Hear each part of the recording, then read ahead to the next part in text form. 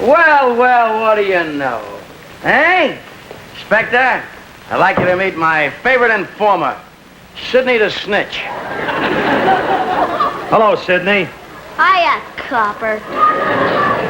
Anytime I need some information, I go to Sidney and he sings for me. Huh? Sort of a sing-along with Snitch. Hey? All right, spit it out, Sidney. Where's Herbie? First of all, hand it over. Materialistic punk. Yeah. Wait a minute. You'll eat later. Talk. Herbie's at the movies. The movies. The Savoy Theater around the corner. Thanks, Sidney. I was about 4 years old when I sat on my father's knee when he was doing his radio show and talked in the microphone. So I started actually professionally acting the Wayne Schuster show in black and white television. I can remember is the furthest one back I can remember. But I was probably about 6 years old when I professionally started working effectively as an actor. Oh, keep out from under my feet, can't you? Oh, you don't know half of what I gotta do. Down on your knees all day. Here. Don't look at me like that. I'm gonna hurt you. Listen, I'll get some breakfast. Don't be afraid of me, Joey. Come on, Joey. Look, I haven't got much time. If I'm late, I get laid off.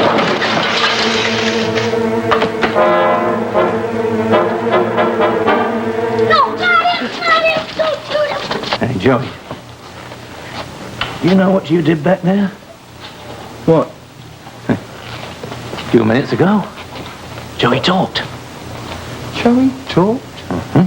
Many times people have told me, oh, but you must have missed your childhood because you started working so young. If I'm honest, I probably did, but that's okay. I mean, I was at a very young age, I was learning important things like arriving on time, dealing with people, working respectively on the set. Oh, sit, Daisy. Now, son, what's the trouble? Like to tell me about it? Yeah, wait a minute. I know what. Here you find him. I'm a gobstopper, eh?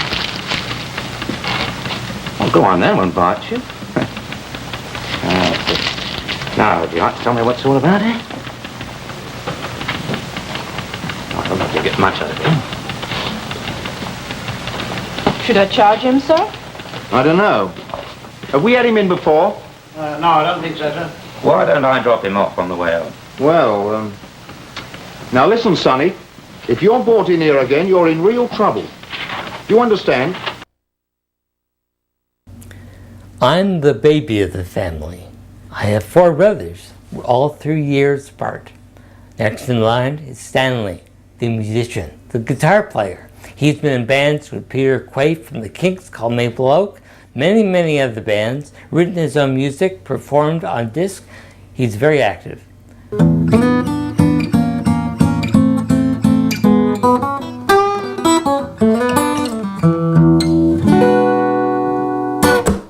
Okay, I'm Stan. Ralph's the baby, and I'm the second youngest. All the other brothers are a lot older. Then it's Clive. Clive has written over 400 scripts for children's television. He wrote a movie for me called The Challengers. Hi, I'm Clive, and I'm Ralph's older brother. I'm 6 years older. I'm the one in the middle, and he's the baby of the family. Then Eric, who used to be an actor, and probably the finest of the industry's boys, he was in Lolita, Kubrick film. And then he got out of the business and went into the interior landscaping business, which he's still in today.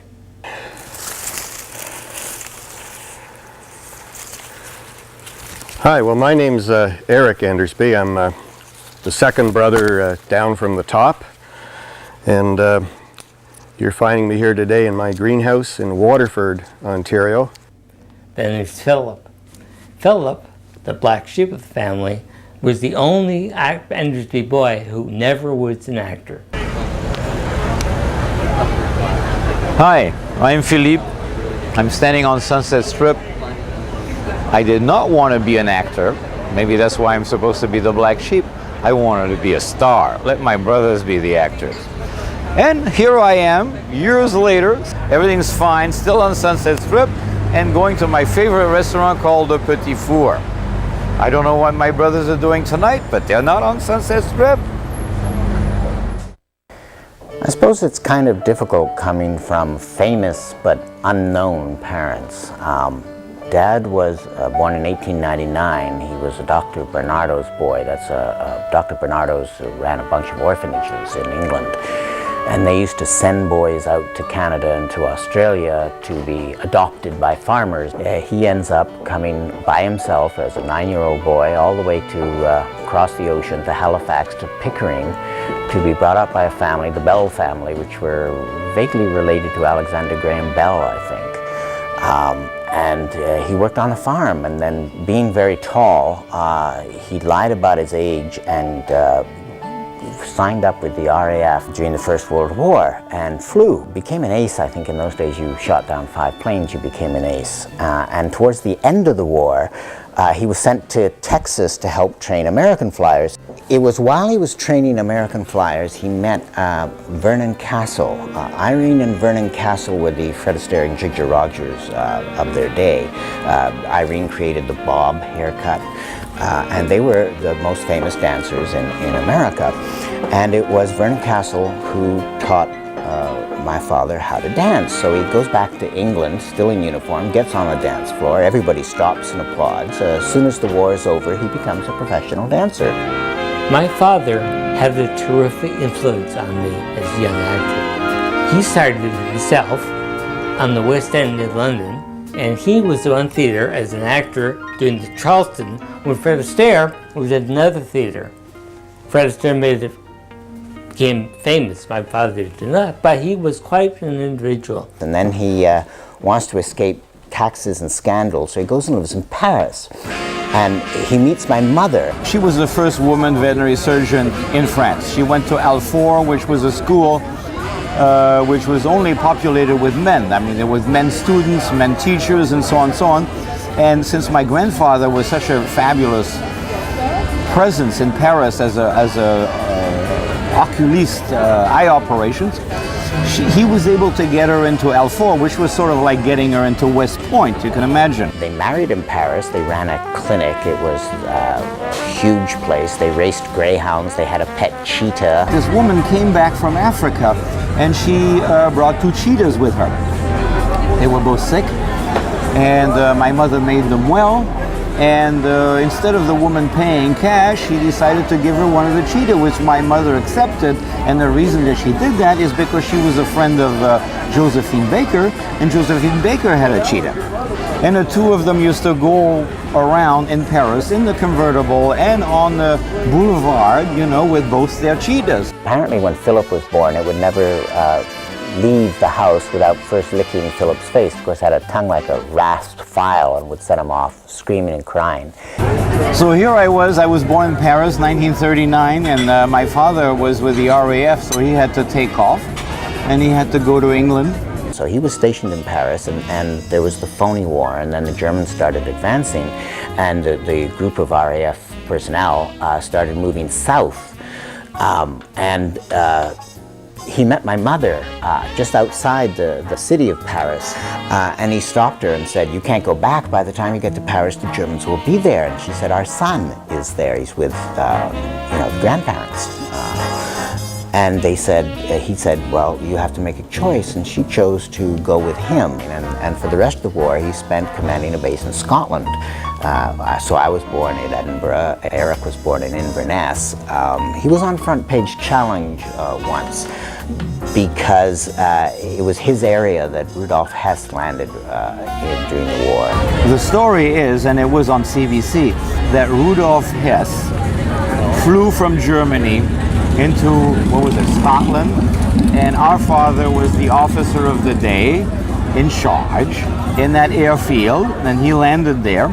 And of course nobody knew what they were supposed to do with him. And apparently my father was able to, our father of course, was able to talk to Churchill. And I guess they kept shoving him up the line because nobody knew what to do, and this was an important situation. So there was Rudolf Hess surrendering to my father because he was in charge of the air base at the time. Back in Paris, here I was in a 17-room apartment on the Boulevard Saint-Germain, which is kind of a good address. And I had 2 nurses, apparently, because I was quite difficult. I had a sort of a little Lord Fauntleroy life, and I was sort of left with my grandparents, but actually, even today, is probably the most wonderful thing that ever happened to me. And then after the war, he decided they went back to Paris. They found Philip had been taken care of very well. The grandfather was an eye doctor, and so therefore had managed to survive quite well. But the clinic and the house had been used as a mess hut and had been practically destroyed. So they decided to pack up and come back to Canada.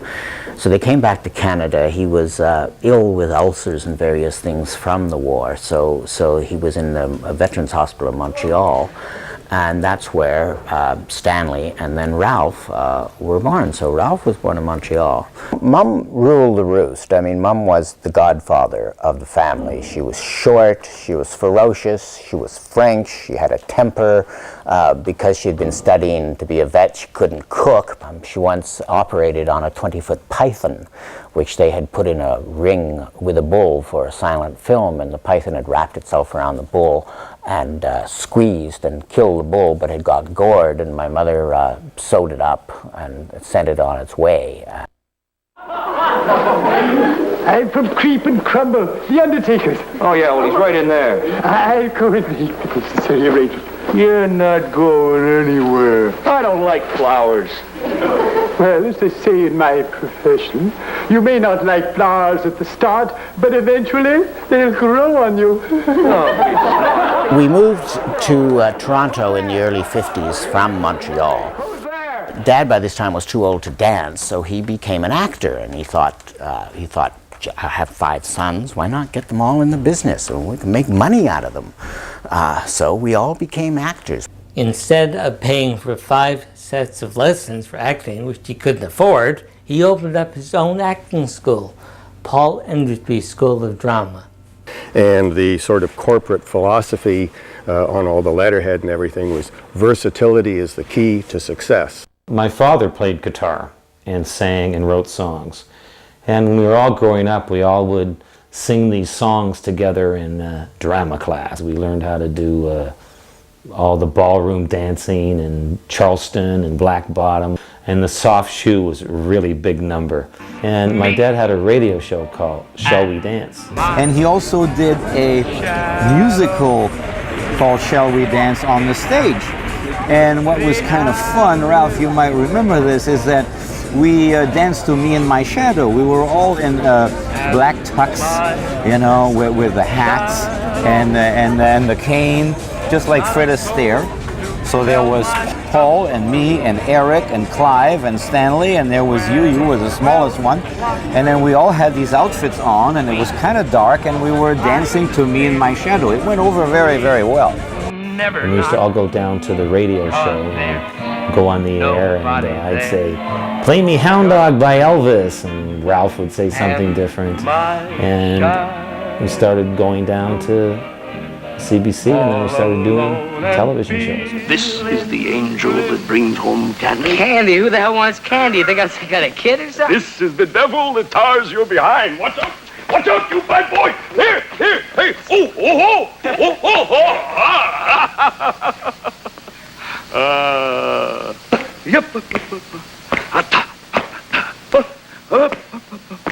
Hey, saw you last night. You were looking good. Good looking. White stones and hurt rabbits. Shining toe kids. Carnations. Exploding winter rivers. Apricots and ice worms.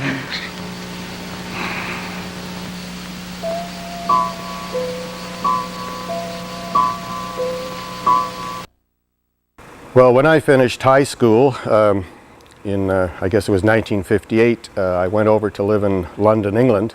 My brother Clive went over at the same time. Clive was enrolled in a theatrical school in London, and I went over to pursue my career in acting as well. Eric was the deep thinker. Still waters run deep. We all thought he was going to be the new James Dean. I was the one in the middle. I was the responsible, logical one. Clive and Eric went with my father to England, and they acted over there, and Ralph and I stayed in Toronto and grew up in Toronto, so we were pretty close. And we always wondered how our brothers were doing over there, and once in a while we'd see them in a movie, and it was exciting. One of the most important things in my life was the Forest Rangers. 104 half-hour color television series, the first colored series in Canada. I had the most extraordinary experiences. I also grew up very quickly. The people I met, what I was expected to do, I had no room for failure.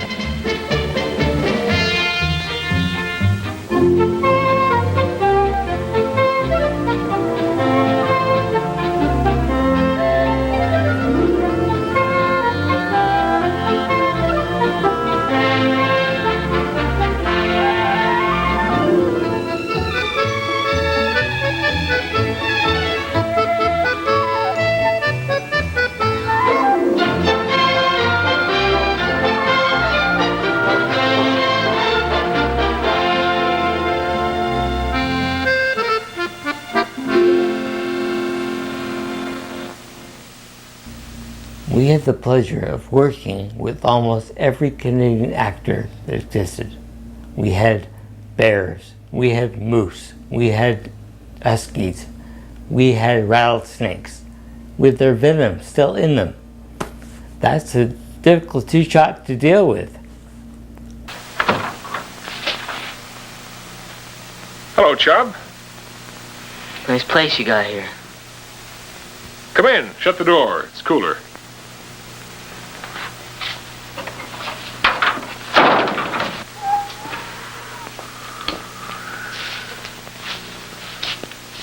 Why? Why'd you have to come here and start all over again? I'm getting along okay. I've got friends for the first time. I stuck a pin in a map, Chubb. It happened to hit Indian River. And I'm not starting anything all over again. I'm starting something new. And honest. And honest. You expect me to believe that? Well, I don't see why not. It's true. Do you know what you did to me? Tell me, Chubb. It'll be good for both of us. I came out of the orphanage. How long ago? 6 years. I came to a real home. Nobody knows what that means to a kid. Except a kid that's never had one. I had a real dad for the first time, and I thought he was great. I thought everything he did was great. Until he went to prison for a stock swindle. That's right. Chubb. If I'd had another week, they would have called it a brilliant stock market operation. There's only a hairline of difference, you know. And often it has nothing to do with honesty or morality. Maybe not. This time it ruined a lot of people. Including me, nearly. You seem to have made a remarkable recovery, Chubb. Took a long time. I was what they called rebellious. Polite name for delinquent. Until I came here. It's a nice place, Chubb. And they're nice people. I don't want them hurt. I'm not going to say this was like rivalry or anything, but Ralph, when he became a forest ranger, he became a bit of a star in this town.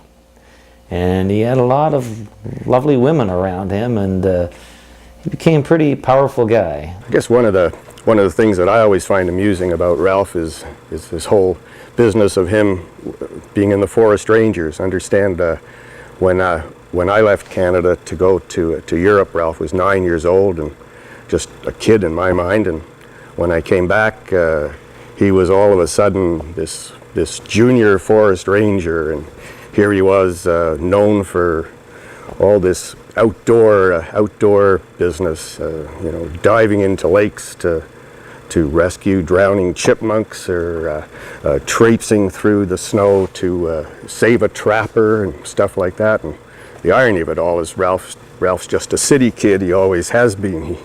Anything north of Yonge and Eglinton is really confusing to him, and certainly when he comes out here to see us, it's like he's got to bring his passport with him. He thinks he's virtually going to another country.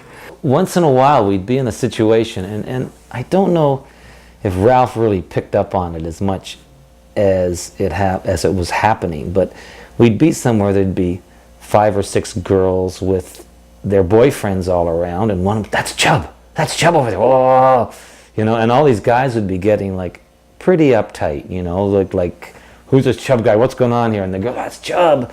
And I say, Ralph, I think we've got to leave now. Like, let's go, and I'd get him out of there, you know. So, I come back to Canada on my 21st birthday. I haven't been here for 6 years. Ralph is now playing Chub Stanley in the Forest Rangers. So, he picks me up one morning in a Rolls Royce, has me driven to the set with a chauffeur, and is this kingpin.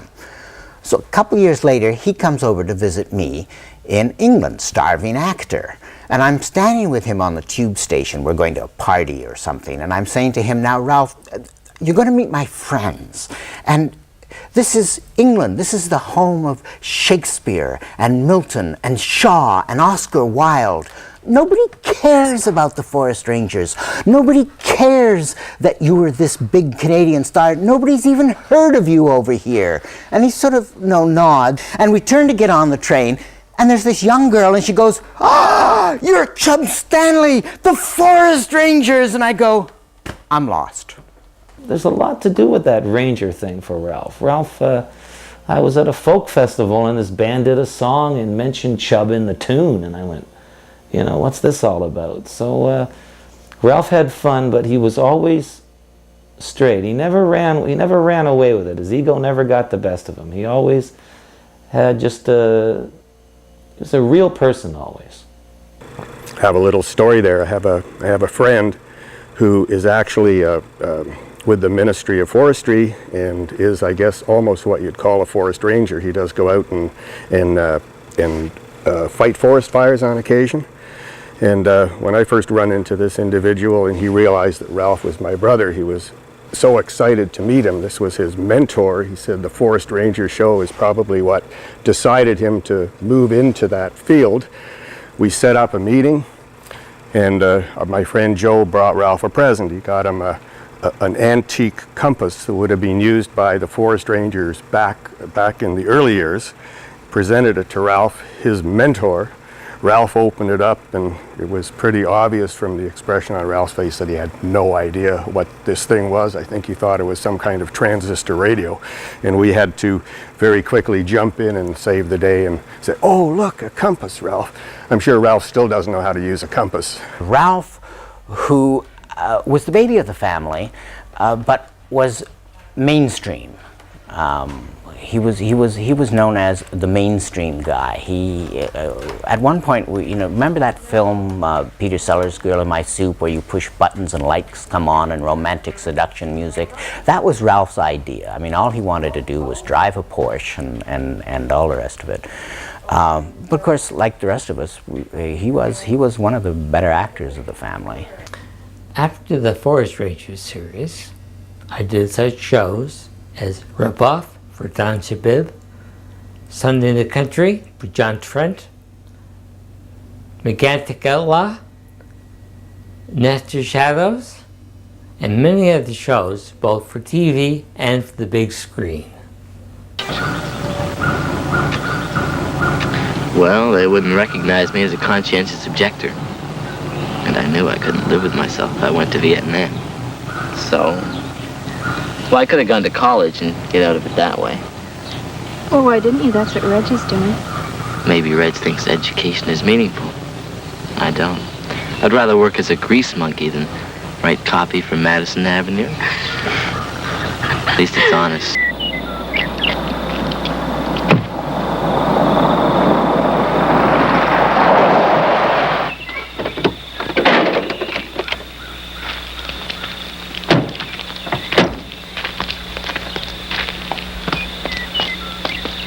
Hi, need any help? Oh, no, thanks. It's all fixed.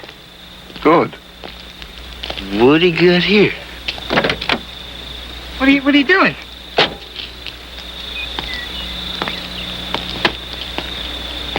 Give me the keys. What? Give me the keys. You must be crazy. Come on, give me the keys.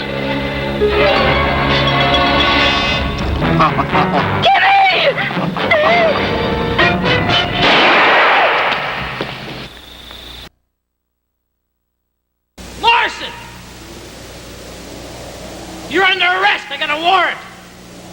Who are you? I've got a warrant. Who are you? Where you from? I'm a deputy. They've given me a warrant. You got no authority here.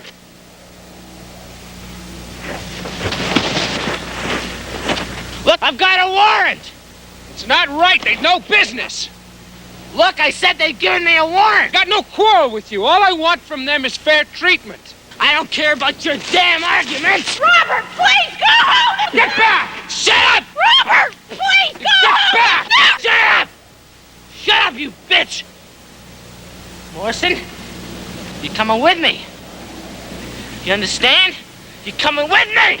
Look, stop dancing around. Just stay there. You coming with me or I'll blow your damn brains out! Robert, please go home! Now stay out of this. Robert!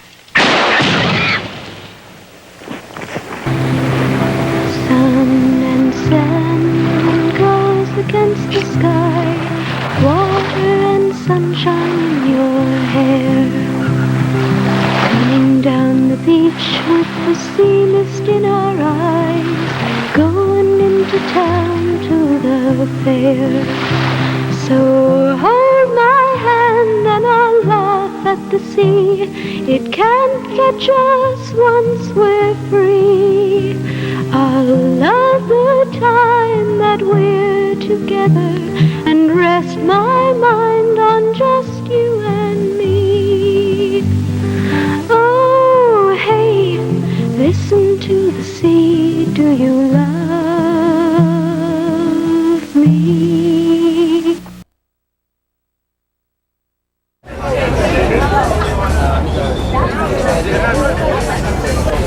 My wife and I were in Germany.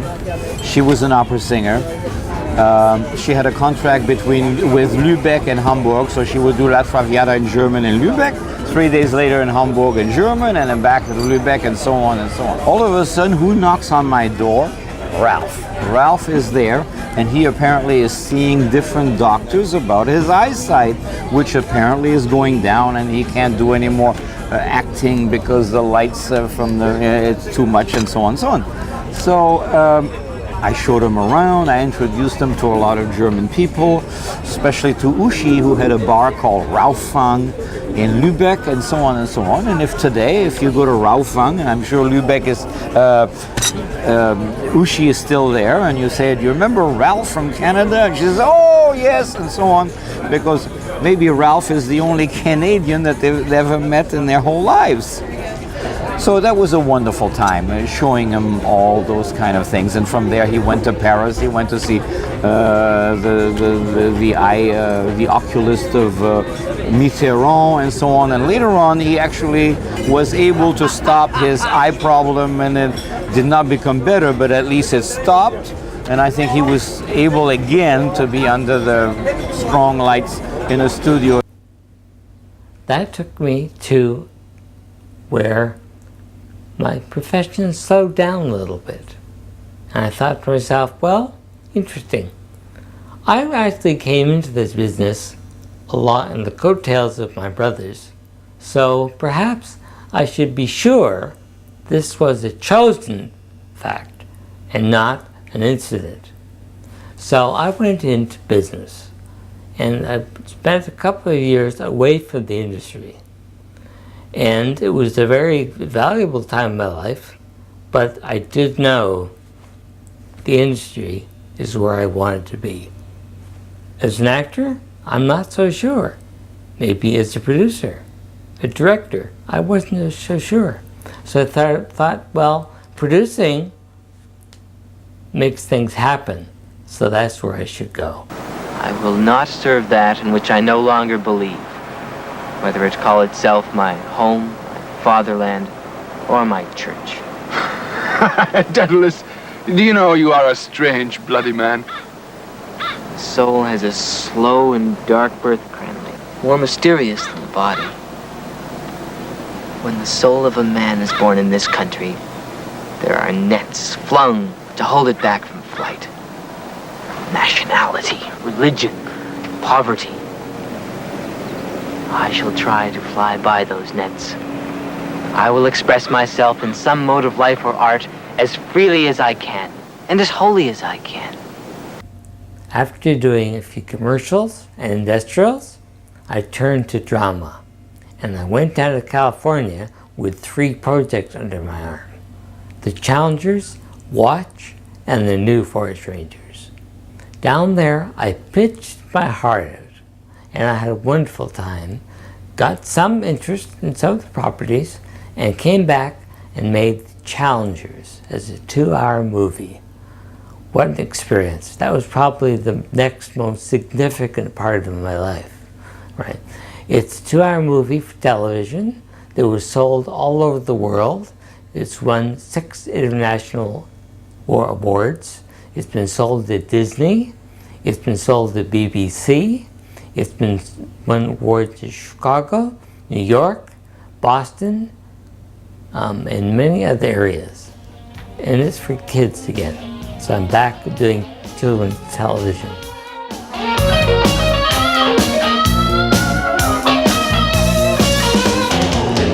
I wear my sunglasses at night so I can watch you weave then breathe your storylines.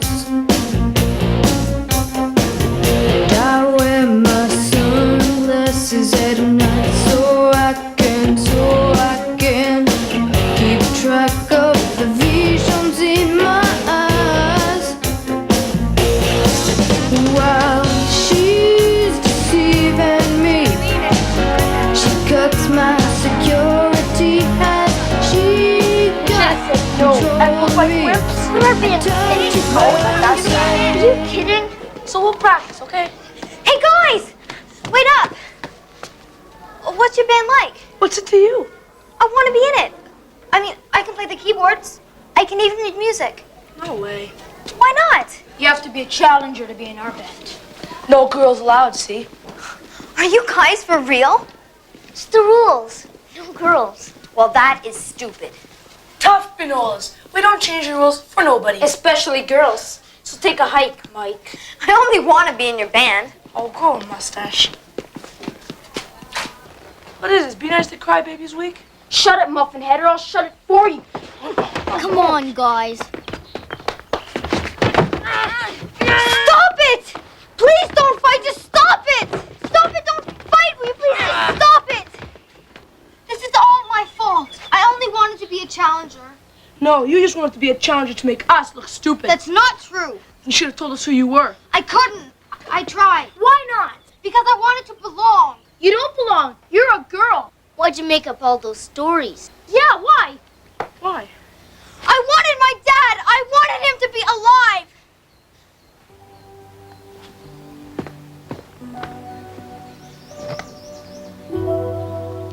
What's her dad got to do with this?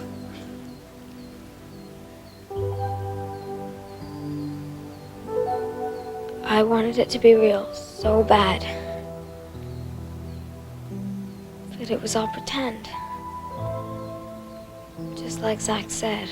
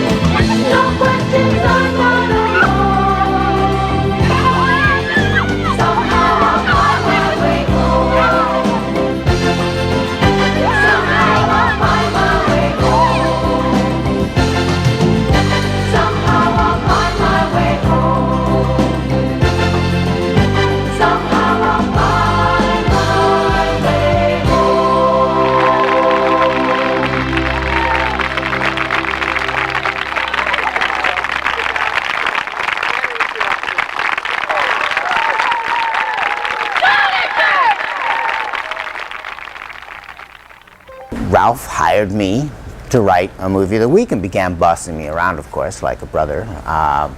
And so I wrote The Challengers. And the marvelous thing about Ralph producing was that he protected his writer. I've never felt more protected, and I know the other writers who worked on the series felt exactly the same way, because he knew from his own experience, he knew what worked, he knew what didn't, and it was a wonderful sense of protection, and I think that's what guided it through and made it one of the better productions CBC's ever done. You know, my brother Ralph is like, well, he's been an actor, he's been a musician, he's done a lot of different things. I mean, he started out shooting 16mm when he was like 10 and was very into, so it didn't really surprise me when, you know, he wanted to be a producer. You know, he could have been a director if he wanted to. He could have gone any route. But I was really impressed with The Challengers, how that came out. I was really impressed with that. It was a very proud moment. One of the reasons I'm doing this biography is because I want to explain how my life is changing a bit. Recently, I've been diagnosed with a neurological disorder.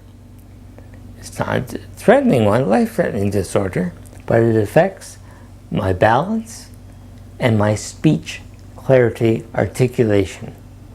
About 5 years ago, Ralph felt that his speech was getting a little slurry and his balance was a little off. And so we went to talk to his physician. After an MRI, he was diagnosed with a disorder called spinal cerebellar atrophy.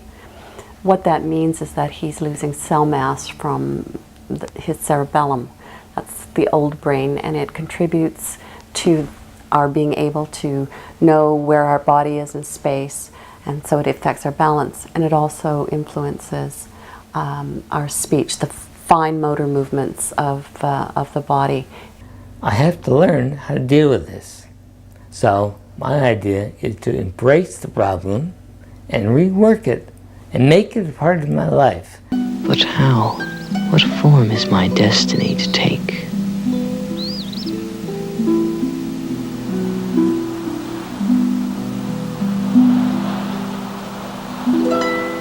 Can I shape lives with words? A day of dappled, sea-born clouds. Words. Is it their color? Is it the poise and balance of the period itself? Is it the contemplation of an inner world of individual emotions mirrored perfectly in a lucid, supple, periodic prose?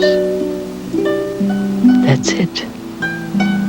An inner world of individual emotions mirrored perfectly in prose.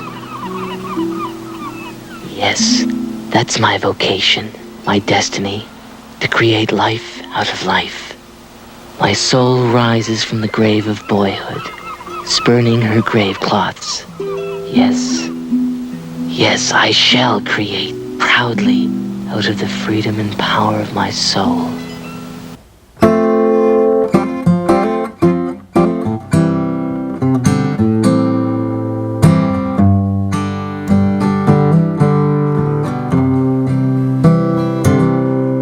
So here's a song about promises. And here's a song about the blues. And here's a song about the winning I've done. Some of us win and never lose.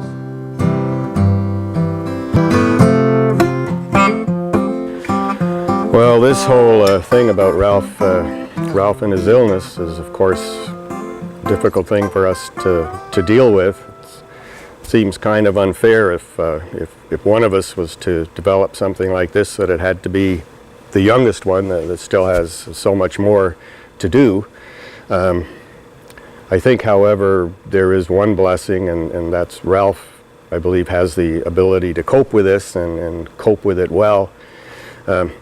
He also has a heck of a great wife with him who's very, very supportive, and that's going to be a major help as well. I was at the film festival in Banff, Canada, and I met this young lady. I met her at the barbecue.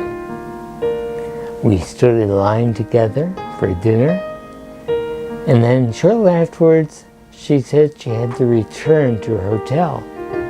She left, and I thought, oh, it's not nearly as much fun as it used to be. My first meeting with Ralph made a tremendously big impression on me. We were both attending the Banff Television Festival, and he was a friend of a friend, and we were introduced before the dinner and spent the better part of the evening together. And I was very tired from some work that I'd been doing at the Banff School of Management.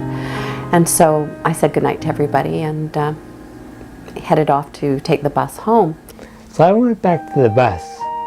The bus was empty except for her. So I walked down the bus and I said, "Is this seat taken?" All of the seats were empty, mind you. A few minutes later, Ralph joined me on the bus to go back to Banff. And he wondered if I would have a drink with him. So we enjoyed each other's company, and so I said sure, and we went up to the bar at the Banff Hotel where the conference was, and we had a quick drink, and he asked me if I had told him earlier that I planned to spend some time during my sabbatical traveling, and he wondered if I might want to take a trip with him, and if I enjoyed that, then maybe I'd like to spend the rest of my life with him. So I thought, he doesn't look dangerous. So I gave him my phone number and said, "Why don't you call me and we'll talk about it." And that's the first time I met my wife, the woman I'm in love with, and the woman who's my best friend as well as being my best partner. Our telephone courtship was quite successful, and after a few weeks, Ralph again broached the question of whether or not we might meet on a short holiday. And he suggested that the right spot would be Vancouver. His brother was working there, and I had quite a few friends there.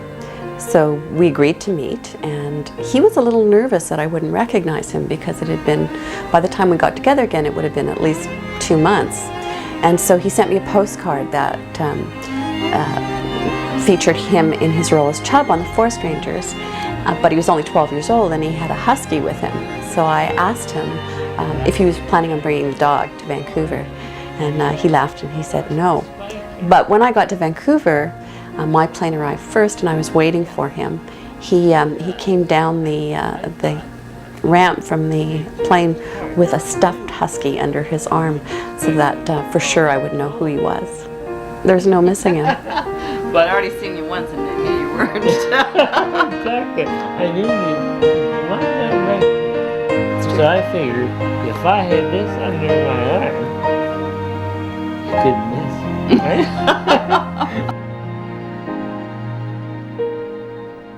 I had to convince Joan to move to Toronto with me. You're not going to believe this. I did.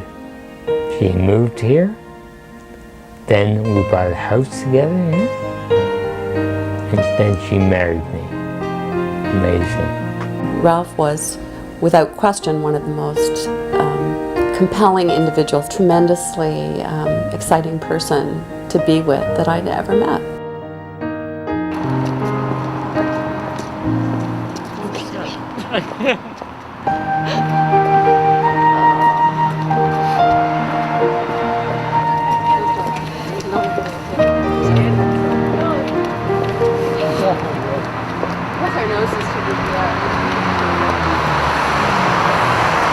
You know, the boys have always been sort of not always seeing each other very often. A lot of times it's had to do with distance. I don't think the five of us have been in a room together in, I don't know, 45 years maybe, all of us. In fact, the one time that all five of us were together was at Ralph's wedding. The only one that really I had to be to keep in touch with everybody was Ralph, because Ralph was sort of a little bit like my mother, a little bit like, you know, a comedian, and always kind of looking at the right side of life, and always, you know, the cup's full and not half, whatever. he was kind of a fun person that could get along with everybody and bring everybody together. So he was sort of the Catholics of the family throughout the whole time. He was the one that anybody could call at any time, and he would be able to arrange and fix and so on. He was maybe he wasn't French, but he was diplomatic like my mother was. Goes back and forth. Something like that. Except we all reasonably look alike. I was going to say it would be the same person, I imagine. Do we look like maybe it was, yes. No, We actually- except for you. You're the only one that doesn't. Well, we don't know. We don't even know Thank who you he so is. much. I like you more and more every second. Philip is dark, isn't he? He's dark. What? He's dark and tall. Who? What? Philip? No. Yeah. Philip is like Stanley. They don't really belong in the family. No, I remember when you freaked out in England, Clive. You When I like was, had all that Chinese food and stuff like that. I You was were like, stunned. you were I was stunned. stunned. I'm eating like. They come over to England. These two come over to England, right? So I let them stay in my place. Well, we came over at different times, though. No, but you came over and stayed together in my place. We I did? came home one day. Oh, yeah? They Okay. had put boiled milk in my kettle. Why did you do that? I said, what were you doing? I said, no. I said, the kettle is for water for making tea. Make tea. About 3 days later I got back, there were tea bags in my kettle. They were like, from the farm, in the big city. When was that? When they were? 60s. They were young. Yeah. Clive had a lovely place there. To take a bath, you'd put a sixpence in this thing and it would click on to get hot water. Yeah. You know, Fulham's a real hip place now. Of course. I always live in a hip place. Like a happening place. I'm teaching film. I'm also now doing public speaking. You love it. And when I say things about somebody, which is really an opinion, I can see that right here. I thought, oh, wonderful, see that? Writing your This is memoirs? somewhere in a couple of Rachel's quite the writer. Extreme. We're going for credit, so they have to write a piece. That's Ralph, child actor. Well, used to be at the bottom. Television was just invented when Ralph was an actor. It was 1950. That's when TV started. Well, when you started, there wasn't color. No.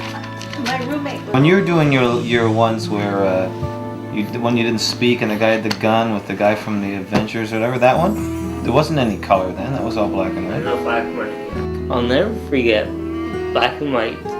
Just in the days of live TV, right? I was watching the monitors, right? There was a floor director standing there with a clipboard, right, in his hand, headsets on, and he looks over and he sees himself, he's in the shot. He sees himself in the thing. So he gets down on his knees and starts crawling along the studio, right? The whole thing was in shot. They could see him because the floor was there. Right. Of course, they couldn't say Well, cut. you know, I'd forgotten about this. When Joan and I were in Cuba that April, this is just pre-Ralph, we were sitting in the lobby of the hotel we were staying in, and one of the shows that was playing on the TV in the background was the Forest Rangers. Yeah, it's really funny. Kismet, huh?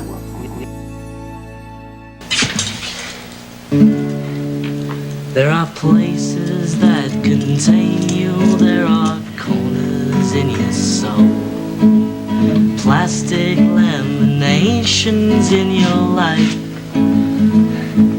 But when you're on the inside of the outside of your thoughts, do they restrain, or do you stay yourself? Now the inside of the near place is the outside of the far, but you can only face your space one way. You're really in the middle of the inside of yourself, and there is only one thing we can say. You'll never get out. You'll never get out. You'll never get out of the cube. It says you'll never get out. You'll never get out. You'll never get out till you're dead, dead, dead. Till you're dead, dead, dead. Till you're dead, dead, dead. Till you're dead. So that's me with the hat in the background there. Yeah, that was quite something to work with Jim Henson and Ralph and I working on that production. It was such an amazing vibe every second on that set. Ralph was a pretty good guitar player. He was in a band called the King Bees with some friends of his, and I actually caught them live once, and the girls were screaming. There are 2 times music meant a great deal to me. As a performer, I was a rock and roll guitar player in a band, and the day I went to Maple Leaf Gardens to see the Beatles.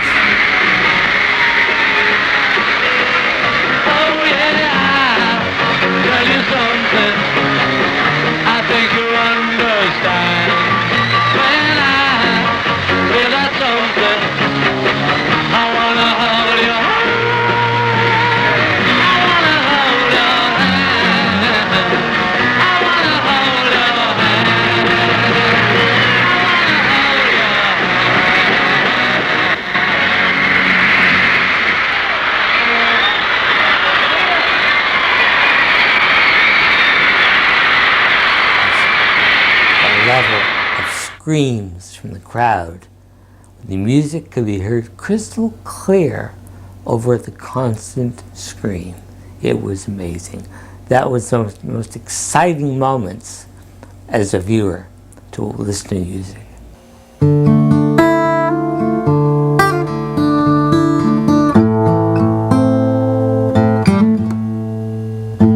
A guitar in a pawn shop, left on the shelf to rot. He bought a guitar for a friend, a fallen star. He pawned it the other day to get high, pour his troubles away. Makes no difference, no one to blame. Let's watch the flicker of the flame. Light that candle, let it burn again.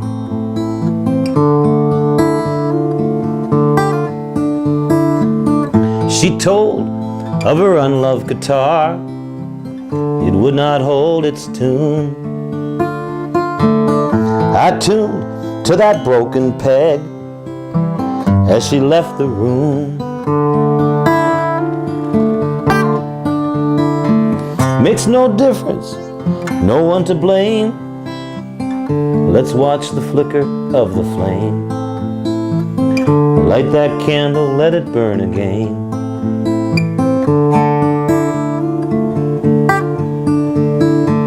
She came back with a song in her hand, dedicated from another man. I felt it in her heart, so from the start we sang.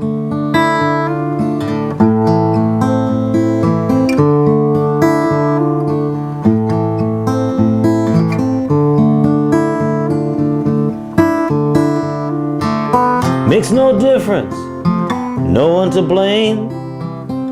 Let's watch the flicker of the flame. Light that candle, let it burn again.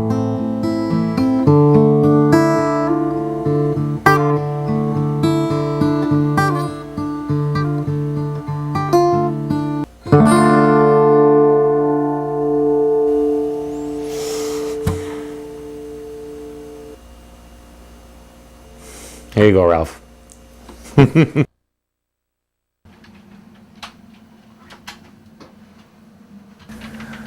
I always watched the Academy Awards, and I remember when I was a youngster, I used to be very impressed with the category of independent screenwriter.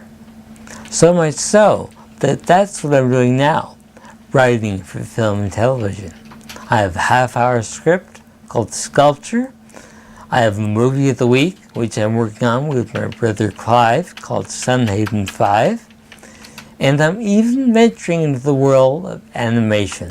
As a matter of fact, I'm writing a series, which I call the Art Series.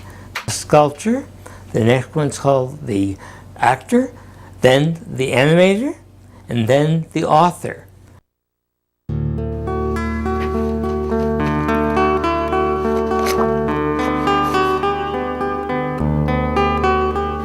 Ralph Hendersby, Danger on the Set. One might think runaway horses, speeding dog sleds, and 2 shots shared with bears, moose, and rattlesnakes might be career hazards, but in fact, an approaching love scene presented what I believed would be a life-threatening situation. On a peaceful evening on a farm in northern Ontario, during the shooting of the feature film Homer, our busy, efficient cast and crew were informed that a local cat, found dead on the farm the day before, had tested positive for rabies. It was essential for anyone who had been scratched or bitten by the animal to undergo a painful series of injections directly into the stomach with a very long needle. Fortunately, I had never met the creature, but my fellow performer, Trudy Young, was about to face those 9 terrifying needles. That's where my problem began. Trudy and I were scheduled to share romance in selected scenes the following morning. I was concerned that I might have to kiss a rabid actress. The minute I arrived home that evening, I called my doctor and then a veterinarian, inquiring about my chances of getting rabies from kissing a girl who could have rabies. Their questions were difficult to answer. How passionate would the kiss be? Naturally, this was not up to Trudy or I. It was up to John Trent, our director, and many years in the business had taught me to take direction seriously. Will saliva be exchanged? Again I wavered, unable to answer. It was not something I could plan. Finally, after a few additional questions, I got the answer I was looking for. There's a 2-week incubation period, so enjoy yourself, said the vet. I only had to hope that John didn't reschedule the scene to the end of the picture. As it happened, the scene was shot as originally scheduled, and both Trudy and I survived.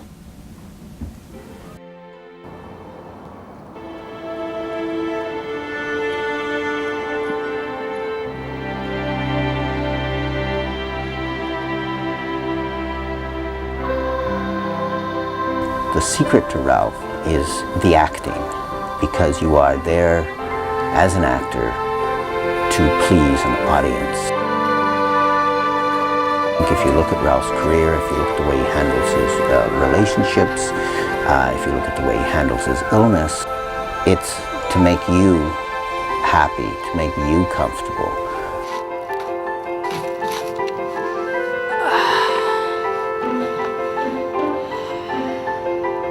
It's a role, and he plays that role to the best of his ability. And I think that's why with all the brothers who are great friends, but not close, we are all close to Ralph. Ralph is the pivot of the family. We get together now because of Ralph.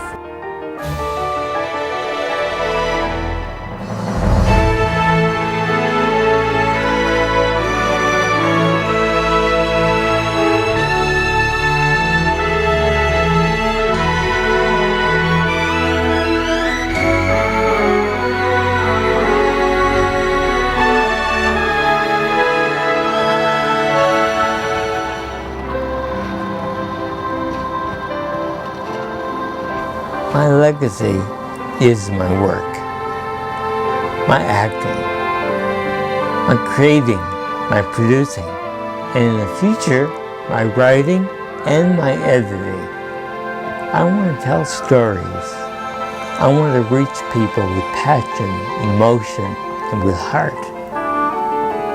My legacy will keep evolving in all these areas.